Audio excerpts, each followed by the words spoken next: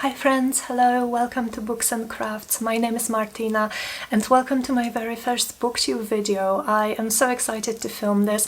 I thought for this video I would do the media book freakout tag, and I know that I am a little bit late to the party with this one, but I love watching this tag so much and I really want to make this video. And also I think with the variety of questions that are here, it would give me the opportunity to maybe introduce myself a little bit to you as a reader, introduce my reading tastes. So without further ado, let's get to the questions, and all of the questions and also all of the books that I'm going to be talking about will be listed in the description box below. So question number one is the best book you've read in 2022 so far, and I have 3 answers for this one. I think I'm going to have multiple answers for most of these questions, again, just because I kind of with this video want to introduce myself to you. So the first book I want to mention is The Mask of Mirrors by M.A. Carrick. This one was one of the first books I read this year, and the moment I finished it, I knew that it was going to make it to my top books of the year list. I absolutely fell in love with this story. This is book 1 to the Rook and Rose series, which is an adult fantasy series. It's quite complex, quite intricate, there is a lot going on, and so this story is full of politics, ballroom politics. The setting is so interesting. It is a Venice-inspired city with canals and islets and masquerade balls. There is this masked vigilante character, Rook, who nobody knows who they are, who has been fighting the nobility in like a kind of Robin Hood style for the past at least 100 years, so nobody even knows if this is still the same person. This was so interesting. It's definitely a little bit on the more kind of complex, complicated side. There is a lot of words and names and phrases that are introduced in this first book, but I would highly recommend it. And the next book that I would like to talk about is The Fifth Season by N.K. Jemisin. This was my first N.K. Jemisin book and it was absolutely incredible. It is one of the most unique fantasy or sci-fantasy stories that I've ever read. I was on the edge of my seat the whole time I was reading it. It was also such a quick read, and before I started it I was quite intimidated because I've heard that the writing style was complicated. I've heard about the infamous second-person perspective, and to be fair, the first maybe 50 pages I had no idea what was going on, but I decided to kind of go with it and it was so worth it at the end. It's such an incredible story. This is set in a world which it's called Earth, so it could be our own world maybe in the future, and this world is such a difficult, harsh place to live. Natural phenomena such as earthquakes and volcanic eruptions and tsunamis are kind of daily occurrences in this world, and also every few hundreds of years the world pretty much destroys itself in an event called the Fifth Season. And we are following 3 perspectives, 3 women who are magic users in this world. The magic orogeny is connected with the seismic activity of this world. So the magic users can, for instance, create an earthquake or create a volcanic eruption or calm it down. There is beautiful representation in this book. There is such a beautiful polyamorous relationship as well. There is just so much to love about this book, and I haven't yet continued with the trilogy, but I'm definitely going to very soon. And the last book for this question is Empire of Silence by Christopher Rocchio. This one is my most recently read. This is book 1 of the Sun Eater space opera series, and it took me absolutely by surprise. I don't know what I expected, but what I got was gorgeous prose, Robin Hobb-like prose, amazing world, so much care was put into creating this world. There is so much history and rich cultures and language. Christopher Rocchio's attention to detail is absolutely incredible, and so in this story we are following our main character, Hadrian. At the very beginning of this story, Hadrian tells us he is called the Sun Eater. He tells us that he destroyed planets and killed billions of people. And so he now wants to tell us his story so that maybe we can judge him ourselves. I was so excited reading it the whole time, and I'm already in the middle of book 2, and so far it seems to be even better than this one. Question 2 is the best sequel you've read so far, and I have 2 for this answer. The first one is definitely The Dragon Republic by R.F. Kuang. This is the sequel to The Poppy War. Again, I still haven't read the third book, but I hope to get to it very, very soon. But this sequel definitely improved on everything that I already loved in book 1. So in this trilogy, we are following who gets into this prestigious military academy and trains for war. This is a very war, military themed story, Asian inspired. This book was heart-wrenching and very hard to read at times, but it was so masterfully done, and we have magic in this world, kind of shamanic magic.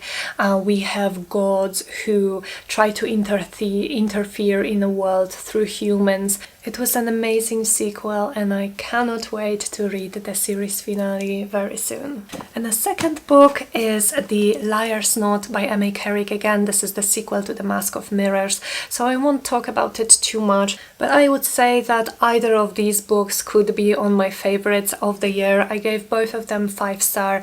This was a phenomenal sequel.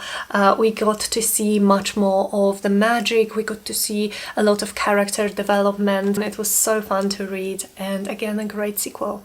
Oh, and 2 more in this question that definitely need to be on this list. That would be Royal Assassin and Assassin's Quest, both by Robin Hobb, books 2 and 3 in the Farseer trilogy, her first trilogy in the realm of the Elderlings.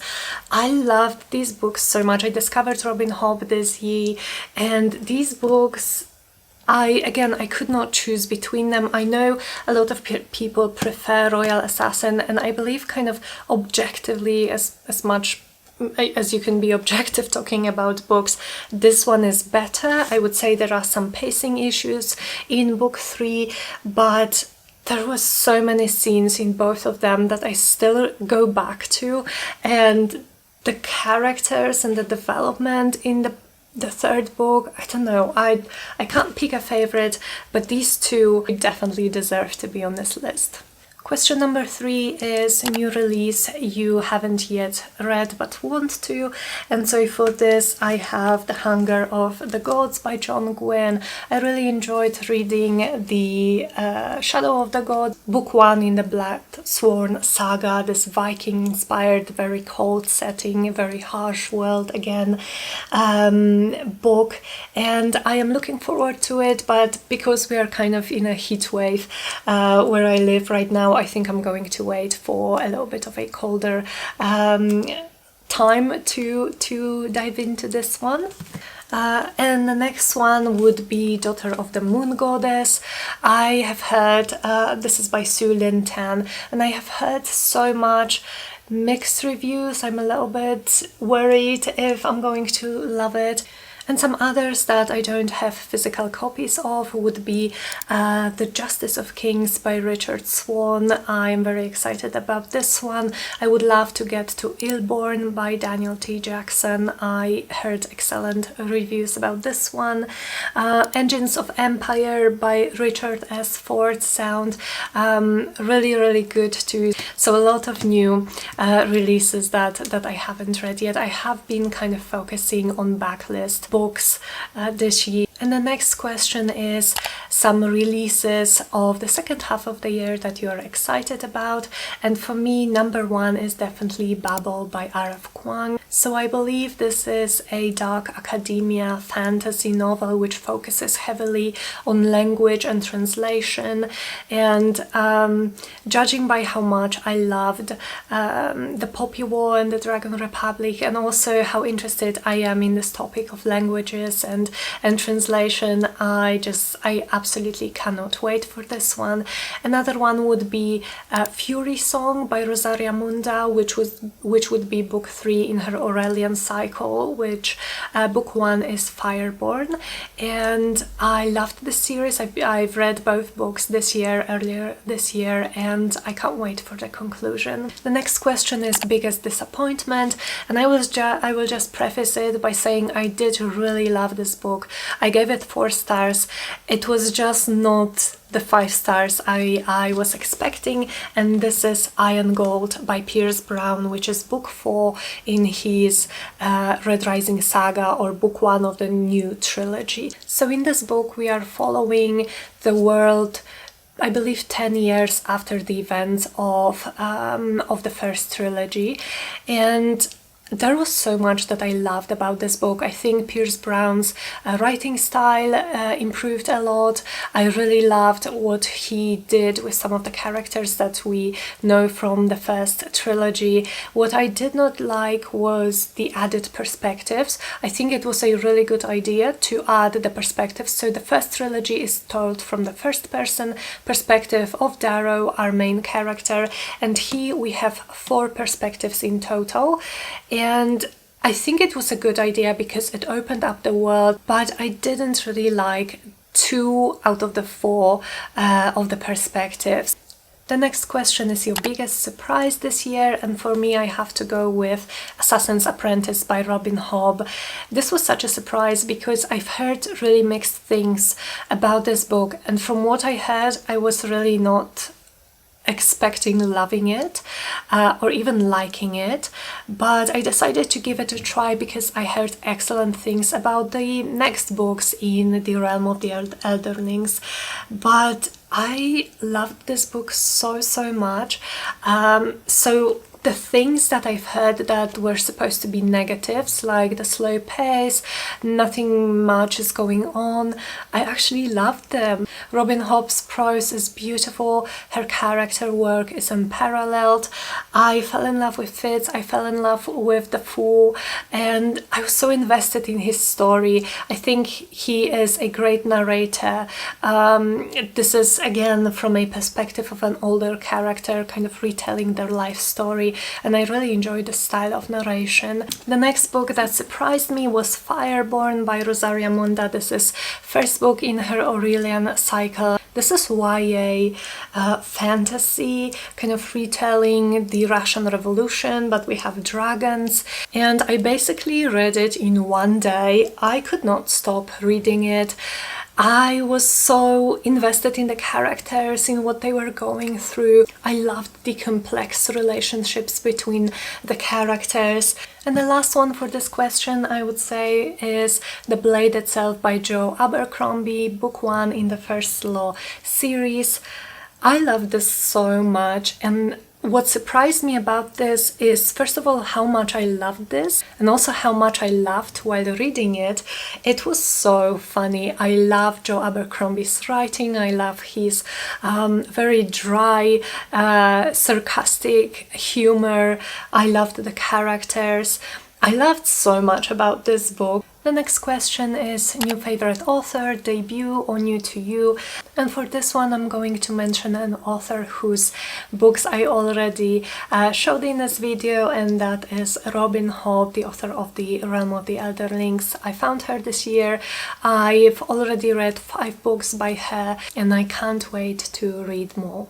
The next question is your book crush, a character that you have a crush on, but I decided to just change it to a favorite character, and one of the first that comes to mind is Serapio from The Black Sun by Rebecca Roanhorse.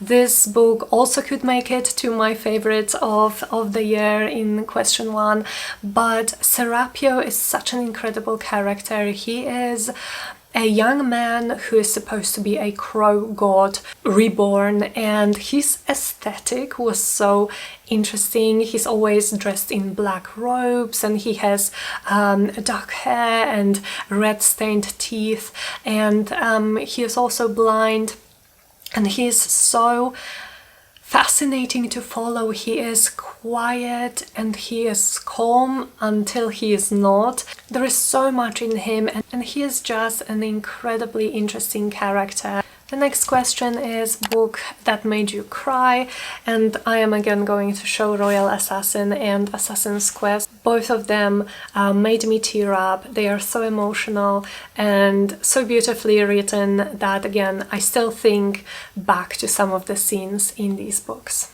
And then the book that made you happy, and I read so many good books this year and so many of them made me happy, even when they made me cry.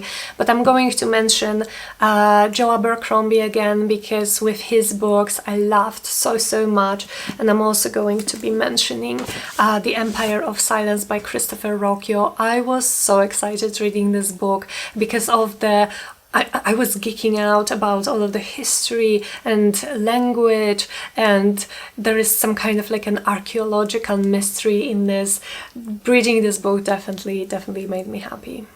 The next question is the most beautiful book you bought this year or received, and I think I'm going to go with my Polish copy of Mistborn, The Final Empire by Brandon Sanderson. I really love this book. I don't think they are in print anymore. I got it used online, and I love the cover art. I also love that the art is printed directly onto the cover. This is kind of very characteristic for Polish hardcovers. We usually have the art directly on the cover, and yeah, I love that it has a little bookmark here, and I just think it's such a beautiful book. I'm very happy to have it. I would love to have the other ones, but like I said, I don't think they are in print anymore, but I will keep looking. And the last question is books that you need to read by the end of the year, and I have so many still on my TBRs that I would love to get to this year, but I think I'm going to prioritize continuing in the series that I'm already reading or finishing them. So I would definitely love to get to The Burning God by R.F. Kuang. I am a little bit scared about this. I've heard some things, but I'm also very excited. I can't wait to read the conclusion to this amazing series. I would also definitely like to get to Demon in White by Christopher Rocchio. This is book 3 in the Sun Eater series. I am currently reading Howling Dog, which is book 2. And if this continues to impress and excite me as much as it is right now, then I think it might very well be one of my favorite series of all time. And so those were all of the questions. Thank you so much for listening. If you are still here, please let me know in the comments what was your favorite book of the year so far, and what was your least favorite book of the year. I would love to know. I would love to chat with you in the comments. Thank you so much for watching, and I will see you in the next video soon. Bye!